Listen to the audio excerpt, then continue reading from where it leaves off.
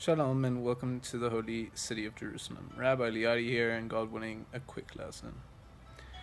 So, let's start with the story. The story is about Maimonides' Rambam, and it says that once he was at a banquet of a lot of the high status people in society, and there was a man going around claiming that he could get a cat to act like a man. So one of the nobles came up to Rambam and he was like, "Can you believe it? A man who can make a cat act like a man?" Rambam said, yeah, I'll believe it when I see it. So they said, fine, let's arrange a big ceremony, and they did. And at the ceremony, it was supposed to be the grand revelation. Full week, the guy prepared this cat so that it would go ahead and show off its ability to act like a man. Now everyone's seated and they're waiting, and all of a sudden a cat shows up wearing a tuxedo. And it's holding a tray in front of it, and it walks all the way up to the front of the room and offers a beverage to someone, and everyone just standing on two legs, looks just like a man, so civil. And so the noble looks at Rambam like, "What's up, dude? Like, he did it, right?" And Rambam still didn't look too enthused. He goes ahead and he opens his bag, and a mouse runs out. And so this mouse is running, and the cat all of a sudden drops the tray and starts acting like a cat again. And so the lesson here being that you can try and dress up all you want, but at the end of the day, truth is something that is inherent and it will always be able to be revealed at some point or another.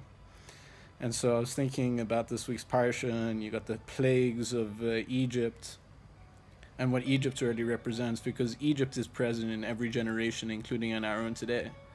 And so Egypt, they worship the sun, so to speak, and that was their god, and it was a form of idolatry, and God needed to get his people away from this idolatry. And so if I thought about today, like Western society, well, what's drives Western society is the consumer industry, so it's money. So money has taken the place of the God that is the sun.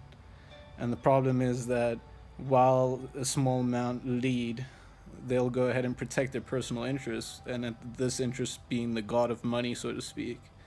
And that'll leave a disparity and an economic gap between those who have and those who do not have. And so you think you're in a free society, yet they pump you with consumer-driven advertisements and the like, and then the politicians all have money in their pocket from big-time business, and so the whole system in a way starts to digress and turn into civil unrest.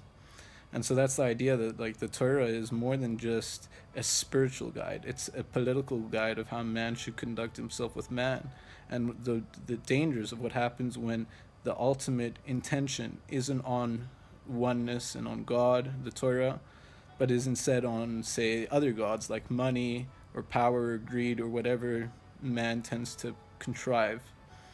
And so if you want to look at today's society, we're still in Egypt.